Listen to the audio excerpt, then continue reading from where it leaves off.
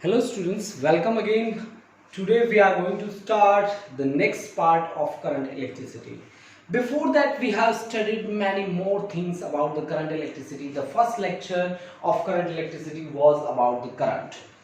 Here after that current we have studied about the current density, and after that we have studied about the Ohm's law, resistance, resistivity, and after that the relation between current and drift velocity.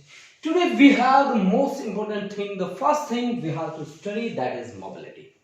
जो पहली बात है, आज हमें mobility study करनी है, उसके बाद हमारे पास कंडक्टेंस कंडक्टिविटी बिल्कुल छोटी छोटी टर्म्स हैं, उसके बाद है हमारे पास relation between J sigma and E, और उसके बाद टेम्परेचर डिपेंडेंसी। आज का हमारा क्लास जो रहेगा इन्हीं टॉपिक्स के ऊपर बेस होकर रहेगा। तो स्टार्टिंग करते हैं मोबिलिटी की। मोबिलिटी टर्म किस बात से जुड़ी हुई है, मैं आपको बता दूं कि mobility is associated with drift velocity and electric field, कि इलेक्ट्रिक फील्ड हम कितना अप्लाई करेंगे और उसके कारण कितना ड्रिफ्टिंग होगा। मेरी बात आप समझ रहे हैं, कितना फील्ड आप अप्लाई करेंगे और उसके कारण कितनी ड्रिफ्टिंग होगी। ड्रिफ्टिंग का मीनिंग मैंने आपको पहले भी समझाया है। ड्रिफ्टिंग का मतलब होता है घूम जाना। अब कोई भी पार्टिकल कितना ज्यादा घूमेगा, उतना ही ज्यादा घूमेगा जितना ज्यादा फील्ड की स्ट्रेंथ होगी। Students, here I have taken a conductor whose length is L, area of cross section is A, and I have applied a external battery. अब ये बैटरी क्या करती है, पार्टिकल्स को धक्के मारती है। क्या बैटरी पार्टिकल्स देती होती है? No, answer is no. कभी भी चार्ज पार्टिकल नहीं देती, इलेक्ट्रॉन फेंक फेंक के नहीं मारती। ये ले 2-4 इलेक्ट्रॉन, 2 इलेक्ट्रॉन, 3 इलेक्ट्रॉन, 4 इलेक्ट्रॉन, फेंक फेंक के मारेगी इलेक्ट्रॉन। नहीं, ऐसा कभी नहीं होता। ये धक्के मारती होती है। धक्का मतलब फोर्स, और फोर्स के कारण पार्टिकल क्या होता है, चलता है। और फोर्स इनटू डिस्प्लेसमेंट क्या होता है, work is a kind of energy. That energy is measured in term of electron volt. This thing you have to keep in mind. आपको याद भी होगा 1 इलेक्ट्रॉन वोल्ट की वैल्यू हमने डिस्कस करी थी पहले भी। 1 इलेक्ट्रॉन वोल्ट की वैल्यू कितनी होती है, 1.6 × 10⁻⁻19 जूल। ठीक है, इतनी होती है। ये बातें आप नोट कर सकते हैं मेरे साथ साथ। अब मैंने क्या कहा कि मोबिलिटी एक ऐसी टर्म है जो एसोसिएट है ड्रिफ्ट वेलोसिटी के साथ और इलेक्ट्रिक फील्ड के साथ। कैसे, कि कितना फील्ड अप्लाई करेंगे तो कितना ड्रिफ्टिंग होगी। That is basically defined as the ratio of drift velocity per unit electric field. Drift velocity per unit electric field, this is nothing but equivalent to mobility. अब ड्रिफ्टिंग कहां होती है, जैसे ही मैं अप्लाई करता हूं, यहां पे बैठा हुआ इलेक्ट्रॉन एक्सेलरेट होता है किसकी तरफ, towards the positive end of the conductor. उसका एक्सेलरेशन ना केवल इलेक्ट्रिक फील्ड पे डिपेंड करता है but also depends upon E/m। E/m यानी कि चार्ज टू मास रेशियो पे भी डिपेंड करता है। कहां देखा है हमने ऐसी बात कि चार्ज टू मास रेशियो पे डिपेंड करता है? अपनी तरफ से बना के बोल रहा हूं, बिल्कुल नहीं बोल रहा, अपनी तरफ से बना के। तो कैसे मुझे पता लगा? मुझे पता लगा F = ma से कि अगर मेरे पास एक मास पार्टिकल है, मासिव पार्टिकल है, तो वो फोर्स एक्सपीरियंस करता है according to Newton second law, and that force is F = ma।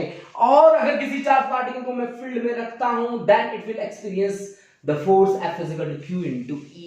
Q is the charge electron के ऊपर होता है, -E तो -E × E। If I equate these two forces, then I get ma is equal to -e × E, so acceleration is -e × E/m. From here I can observe that acceleration of the charged particle not only depends on electric field but also depends on E/m ratio. E/m means charge to mass ratio, charge to mass ratio पे भी depend करता है। Now mobility is denoted by the term that is mu. That is denoted by mu. Now one thing, while dealing with conductor, I have the electrons as the current carriers. Okay, अब तक मैंने जो deal किया है conductor के साथ deal किया है, ठीक है। और कंडक्टर्स के केस में मैंने देखा है करंट को कैरी करने वाले कौन है, इनका नाम होता है current carriers. Current carriers, and current carriers are electrons are the current carriers.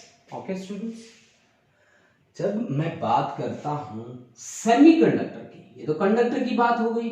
अगर मैं सेमीकंडक्टर की मैं बात करूंगा तो यहां पे करंट कैरियर्स हैं, इलेक्ट्रॉन्स भी हैं और होल्स भी हैं, that you will study in the chapter semiconductor. Semiconductor chapter में आप स्टडी करेंगे इसे, इलेक्ट्रॉनिक डिवाइसेस जहां पे आप स्टडी करेंगे कुछ, ठीक है, वहां पे बात करेंगे इलेक्ट्रॉन और होल्स की। अगर यहां पे मैं बात करूं कि Vd is equal to mu is equal to Vd upon E, क्या मैं यहां से टोटल करंट डेंसिटी निकाल सकता हूं, I बाई A निकाल सकता हूं? सोचने वाली बात है यार, बिल्कुल निकाल सकता हूं। कैसे निकाल सकता हूं, चलो इस पे बात करते हैं, ठीक है। तो यहां पे अगर मेरे पास एक सेमीकंडक्टर पीस है तो करंट क्या बनेगा, current due two electrons plus current due two of course holes.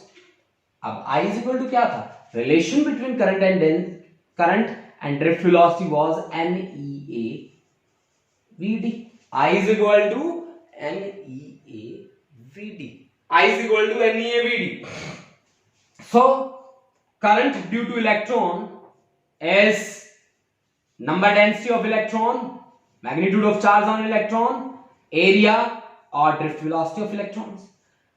I of H is number density of holes, magnitude of charge on electron, area, drift velocity of holes. If we substitute these values here, then I is equal to, जो common है उसे पहले ही ले लो बाहर, E into EA और NE VE plus NH VH. So from here I by A, that is equivalent to E NE mu E plus NE VE plus NH VH, ठीक है। I by A is equal to this। अब देखो बच्चों, इसको थोड़ा सा मैं drift velocity की टर्म में लिखता हूं। तो यहां से ड्रिफ्ट वेलोसिटी इलेक्ट्रॉन की कितनी आएगी, अगर मैं यहां से देखूं ड्रिफ्ट वेलोसिटी ऑफ इलेक्ट्रॉन्स आएगी मेरे पास, mobility of electrons is equal to drift velocity of electron per unit electric field. तो drift velocity of electron is equal to mobility of electrons into electric field.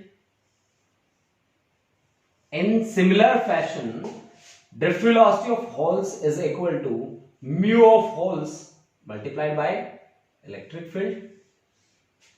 If we substitute these values here, then I by A is equal to J.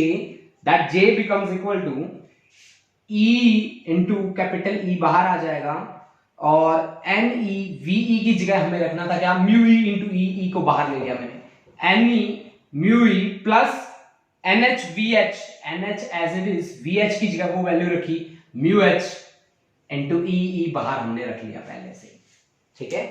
तो J is equal to E small e into capital E NE mu E plus NH mu H, that I can say. Now two words are there. One word is conductance and conductivity. Students, you can note it. This is the current density in terms of mobility for a semiconductor. This is current density, J be the current density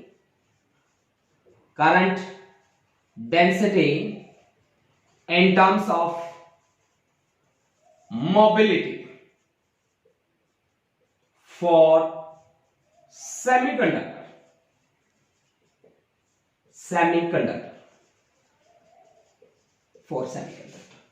This is current density in terms of mobility for semiconductor.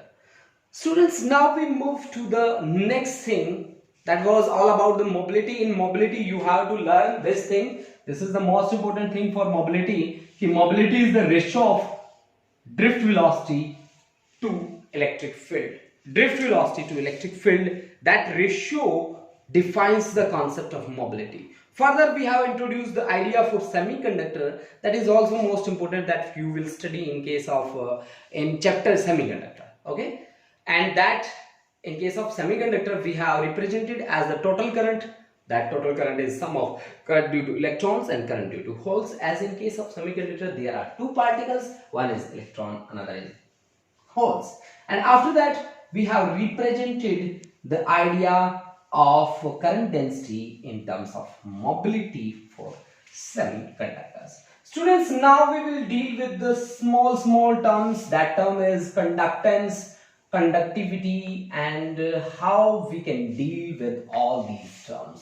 चलो देखते हैं हम कैसे उनके साथ हम deal कर सकते हैं इन बातों पे। अभी हम कॉन्सेप्ट को स्टार्ट करते हैं। सबसे पहली बात आती है कंडक्टेंस। तो छोटी सी बात है conductance. Conductance is denoted by G, that is the reciprocal of resistance. That is reciprocal of resistance. Guys, एक बात आप याद रखिए कि रेजिस्टेंस की यूनिट क्या होती है? ओम। तो यूनिट आप क्या लिख सकते हैं? Unit of G is ohm inverse. Ohm inverse को आप MHO बोल सकते हैं, साइमन भी बोल सकते हैं, S से रिप्रेजेंट कर सकते हैं, ठीक है। ओम इनवर्स और MHO और साइमन, आप इनमें से कोई भी यूनिट चूज कर सकते हैं। इसी तरह से कंडक्टिविटी की बात जब आती है, conductivity is reciprocal of resistivity. Students, this is the reciprocal of resistivity, and resistivity has a unit ohm meter. So this is MHO per meter or Simon per meter. This is the unit. Okay. अब देखो, आप मुझे एक बात बताओ, आपको याद है कि रेजिस्टेंस की वैल्यू क्या आई थी? रेजिस्टेंस की वैल्यू आई थी M into L upon N E square A into। तो यहीं से तो आपने सब कुछ कहा था कि resistance is directly proportional to length of conductor, inversely proportional to area of cross section of the conductor. और यहीं से आप लोगों ने मुझे एक कॉन्सेप्ट बना के दिखाया था, that concept was for specific resistance और रेजिस्टिविटी। ठीक है बच्चा पार्टी, आपने मेरे लिए ये काम किया था, आपको याद होगा बिल्कुल। अब आपको अगर ये याद है तो आपको specific resistance R A by L भी याद होगा, जिसकी वैल्यू आती है M अपॉन N E square into tau. ये वैल्यू आपकी यहां पे आती है। अगर ये वैल्यू आपके पास यहां पे आई है तो इसका रेसिप्रोकल कौन है? Conductivity, that is denoted by sigma. मैं सिग्मा से डिनोट कर रहा हूं कंडक्टिविटी को। वैसे चैप्टर 1 में सिग्मा आपका था surface charge density, current electricity में सिग्मा कंडक्टिविटी को डिनोट कर रहा है, and that conductivity is reciprocal of resistivity. So sigma is N E square tau divided by M, that has the value of, that is the value of sigma. Sigma is not the surface charge density, it is conductivity. Conductivity is denoted by sigma. Now we talk about the relation between J, sigma and E. Now we have the topic, that topic is a relation between J, sigma and E. Students, J का क्या है यहाँ पे? J is the current density, sigma is conductivity and E be the electric field. तीनों के बीच में relation निकालना है। तो देखिए हम कैसे काम करते हैं। मुझे एक रिलेशन का पता है, जो रिलेशन मुझे बड़ा अच्छा लगता है, I is equal to NEA VD। I is equal to NEA VD, ये रिलेशन मेरे को बड़ा बढ़िया लगता है। तो यहां से I by A मेरे पास क्या आया? Current per unit area, current density J, that is equal to NE VD। J is equal to NE VD। अब VD क्या होता है? VD का अगर मैं मैग्नीट्यूड देखूं तो this is E into E by M into tau, by M into tau. ये वैल्यू उठा के यहां पे रख दो। जैसे आपने रखी तो J is equal to क्या बनेगा आपके पास? N E square E into tau by M। अब आप ध्यान से देखो, N E square tau by M क्या है? सिग्मा है। N E square tau by M क्या है? Sigma. This is sigma into E, that is equal to J. This is the relation between J, sigma and E. This is the relation between J, sigma and E. ये है relation J, sigma और ई के बराबर। अब आपको पता है students कि J is equal to sigma into E आ चुका है। सिग्मा किसका रेसिप्रोकल है? Sigma is reciprocal of resistivity, so we can say J is equal to E divide by rho, E divide by rho, E divide by rho, E divide by rho. अब देखो बच्चों, अब मैं कुछ एक बातें करने वाला हूं relation between electrical resistivity and electron mobility. अब मैं बातें करने वाला हूं किसके बारे में? Electrical resistivity and electron mobility. ठीक है, electrical resistivity and electron mobility, relation between electrical resistivity and electron mobility.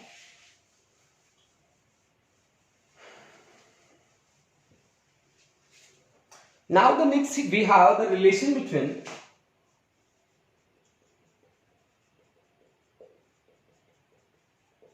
electrical resistivity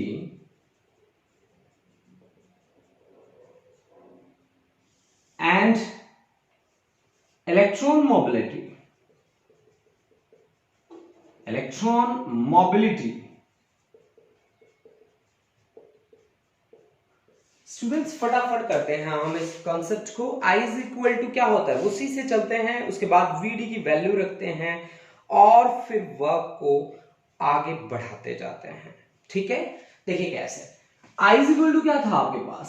I is equal to था NEA VD था, मोबिलिटी के साथ डील करना है। तो आपके पास इलेक्ट्रॉन की मोबिलिटी ऑफ इलेक्ट्रॉन क्या बनेगा? Drift velocity of electron per unit electric field, that is we can say VD is equal to mobility of electrons multiplied by electric field। ये वैल्यू आप यहां रख दीजिए। यहां रखते ही आपके पास I is equal to क्या बन जाएगा? NEA into mu E into electric field। From here I by A that is equal to J that is equal to NE mu E into E। ठीक है, आ गया। J is equal to now as J is equal to sigma into E। अभी तो आपने study किया था। अब J की वैल्यू यहां पे रख दो। ठीक है, यहां पे रखते ही sigma into E that becomes equal to NE mu E into E। E से E कैंसिल हो जाता है, तो सिग्मा इज इक्वल टू क्या आ जाएगा आपके पास? Sigma is equal to NE mu E। अब sigma is reciprocal of resistivity, that's the electrical conductivity. Conductivity is reciprocal of resistivity, NE mu E, तो which implies rho is equal to 1 upon NE mu E। NE mu E, that's the final relation between electrical resistivity and electron mobility Now students, we will talk about the last concept. That concept is temperature dependency of resistance. Temperature dependency of resistance we will discuss now. Temperature dependency of resistance, ठीक है। देखिए resistance का हमने जो last time relation किया था, that relation was m into L upon n e square into tau, जहां से हम क्या देखते हैं कि resistance is inversely proportional to tau, that tau is relaxation time. अब इसका मीनिंग क्या होता है? अगर मैं यहां से कहूं कि if relaxation time will decrease 100% sure resistance will increase and relaxation time decrease कब होगा? ये कौन सा टाइम है? जिस टाइम के लिए आपका पार्टिकल रिलैक्स है। आपका पार्टिकल कौन है? इलेक्ट्रॉन। इलेक्ट्रॉन रिलैक्स कब है? जब उसका पॉजिटिवली चार्ज आयन के साथ या एटम के साथ या अनदर इलेक्ट्रॉन के साथ कलीजन नहीं होता, तब तक वो रिलैक्स है। अगर ये रिलैक्स वाला टाइम कम हुआ, इसका मीनिंग क्या होगा? इसका मीनिंग होगा कि नंबर ऑफ कोलिजन्स क्या बढ़ जाएंगे? हो जाएगा, इंक्रीज हो जाएगा। नंबर ऑफ कोलिजन्स इंक्रीज हो जाएंगे, इंक्रीजेस। नंबर ऑफ कोलिजन अगर इंक्रीज हो जाएंगे, इसका मतलब है कोलिजन में क्या होता है, पार्टिकल एक दूसरे के साथ टक्कर मारते हैं, सर फोड़ते हैं एक दूसरे से, है ना। तो भाग भाग के आते हैं, भाग भाग के आते हैं, तो उनके पास क्या है, kinetic energy. Number of collision increase होगा मतलब मोर एंड मोर, ज्यादा से ज्यादा kinetic energy is imparted from particle to particle, from particle to particle, okay. अब ज्यादा से ज्यादा kinetic energy means kinetic energy यहां पे क्या हो रही है, इंक्रीज हो रही है। Kinetic energy is increasing. Kinetic energy किसके डायरेक्टली प्रोपोर्शनल होती है, kinetic energy is directly proportional to temperature. What it mean, kinetic energy increase हो रही है तो टेम्परेचर भी क्या होगा, इंक्रीज होगा। टेम्परेचर भी क्या होगा, इंक्रीज होगा। यानी कि टेम्परेचर और रेजिस्टेंस के बीच क्या रिलेशन आया, अगर रेजिस्टेंस इंक्रीज हुआ तो टेम्परेचर, वहां जाके देखो टेम्परेचर भी क्या हुआ है, इंक्रीज हुआ है। टेम्परेचर भी क्या हुआ है, इंक्रीज हुआ है। ठीक है students, this is the most important thing which you have to keep in mind. Now the relation between resistance and temperature is provided by the relation that is RT is equal to R naught into 1 plus alpha into T. This is the relation between resistance and temperature. What is RT? RT is resistance at T degree Celsius temperature, ठीक है। R nought is resistance at 0 degree Celsius temperature. Alpha is temperature coefficient, temperature coefficient, and T be the temperature या absolute temperature, temperature लिख लीजिए आप, T be the temperature. This is the relation with the help of which we will proceed our article. RT is equal to R naught into 1 plus alpha into T. Now we have classified this into 3 categories. We will check whether resistance will increase, decrease or remain same. Conductivity will increase, decrease or remains same. All these things we will study now in the next article. We are going to classify the resistance, dependency of resistance into 3 categories, and we are going to take these 3 categories are as like that. First we talk about the metals. For metals, if we talk about the conductors or metals, then alpha is positive, temperature coefficient is positive, alpha is positive students. If alpha is positive, then RT is equal to R naught into 1, positive है तो plus ही कुछ आएगा। अब आप एक बात देखो, 1 में जुड़ के, 1 से बड़ा है ना R naught, तो 1 में जुड़ के 1 से बड़ा है और वो 1 के बराबर आ रहा है, तो obviously RT minus R naught में कुछ ना कुछ पॉजिटिव वैल्यू ही आएगी हमारे पास, ठीक है। RT minus R naught positive, यानी कि बड़ा कौन हुआ, यहां पे RT becomes greater than R naught, यानी कि यहां पे resistance at T degree Celsius temperature is greater than resistance at 0 degree Celsius temperature. मतलब यहां पे जब टेम्परेचर ज्यादा है तो रेजिस्टेंस ज्यादा है, टेम्परेचर कम है तो कम है, ठीक है। यानी कि इसका मतलब क्या हुआ कि रेजिस्टेंस यहां पे इंक्रीज हुआ है जैसे जैसे टेम्परेचर इंक्रीज हुआ है, रेजिस्टेंस इंक्रीज हुआ है। अगर रेजिस्टेंस इंक्रीज हुआ है तो rho is equal to R A by L होता है, तो रेजिस्टिविटी भी क्या हुई है, इंक्रीज हुई है। और रेजिस्टिविटी का उल्टा कौन है, कंडक्टिविटी। तो कंडक्टिविटी रेसिप्रोकल होती है, तो उसका मतलब कंडक्टिविटी क्या होगी, डिक्रीज होगी। यानी कि in case of metals conductivity will decrease if we will increase the temperature, if we will increase the temperature. Students, ये बात आप मेरे साथ साथ नोट कर सकते हो। अगर आपने नोट नहीं किया है आप पीछे जाएं और ये बातें मेरी साथ साथ नोट कर लें, जो बातें मैं बोलता हूं यहाँ। अब अगर मैं बात करूं इंसुलेटर्स के लिए, फॉर इंसुलेटर्स और सेमीकंडक्टर्स के लिए मैं बात करूं, सेमीकंडक्टर्स और इंसुलेटर के केस में अल्फा की वैल्यू क्या होती है? नेगेटिव। जैसे ही अल्फा नेगेटिव हुआ तो R T is equal to R nought into one minus कुछ आएगा, वन माइनस कुछ आएगा। इसका मतलब है R T is less than R nought. R T क्या है? Resistance at T degree Celsius temperature is less than resistance at 0 degree Celsius temperature. मतलब टी डिग्री सेल्सियस, टी तो ज्यादा था, ज्यादा टेम्परेचर पे रेजिस्टेंस क्या है? कम हुआ है। यानी कि यहां पे रेजिस्टेंस क्या हुआ है? डिक्रीज हुआ है। रेजिस्टेंस डिक्रीज हुआ है। रेजिस्टेंस अगर डिक्रीज हुआ है तो रेजिस्टिविटी भी क्या हुई है? Resistivity is directly proportional to resistance. Resistivity भी डिक्रीज हुई है स्टूडेंट्स। रेजिस्टिविटी डिक्रीज हुई है तो कंडक्टिविटी क्या हुई है? इंक्रीज हुई है। यानी कि इंसुलेटर और सेमीकंडक्टर के केस में अगर आप टेम्परेचर को इंक्रीज कर रहे हैं तो कंडक्टिविटी क्या हो जाएगी? इंक्रीज हो जाएगी। अब एक कैटेगरी मेरे पास और रहती है एलॉय की। एलॉय के केस में अल्फा की वैल्यू पॉजिटिव होती है लेकिन बहुत ही स्मॉल होती है।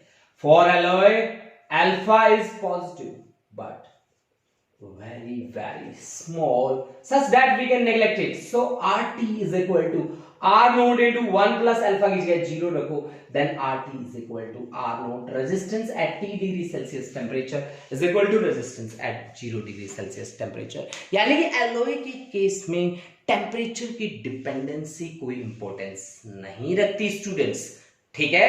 This is the most important thing. While dealing with the numerical, take a screenshot.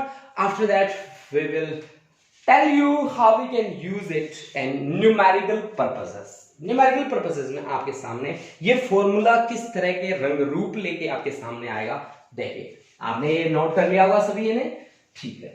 अब देखिए मेरे पास जो रिलेशन मैंने बनाया R T is equal to R nought into 1 plus alpha into T, ये मेरे पास न्यूमेरिकल पर्पसेस में कैसे आ सकता है? R T is equal to R nought 1 plus alpha into T. आपके पास दो टेम्परेचर लिमिट दी जा सकती हैं. Resistance R1 that is temperature for T1 या इस तरह से capital T1.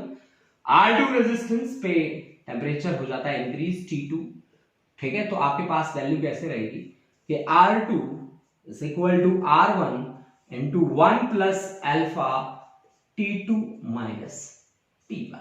T2 minus T1. Okay, students. From here we can calculate the value of alpha, that is R2 by R1 or minus 1, that is equivalent to alpha T2 minus T1. That is R2 minus R1 divided by R1, that is equal to alpha T2 minus T1. So we can use the alpha as equivalent to alpha is R2 minus R1 divided by R1 into T2 minus T1. This is the value of alpha. ठीक है? This is the value of alpha. We can use it for numerical purposes. Numerical purposes के लिए आप ये use कर सकते हैं guys. ठीक है? तो आज का हमारा जो लेक्चर था, that lecture was about the mobility. Mobility was equivalent to ratio of drift velocity per unit electric field. After that, conductance was reciprocal of resistance. After that, conductivity was reciprocal of resistivity. After that, the relation between J sigma and E, this was equal to J is equal to sigma into E. And after that, we have performed on temperature dependency of resistance, that is RT is equal to R naught into 1 plus alpha into T. Next time we will study about some numericals based on RT is equal to R naught into 1 plus alpha into T. Okay students, thank you. Have a nice day.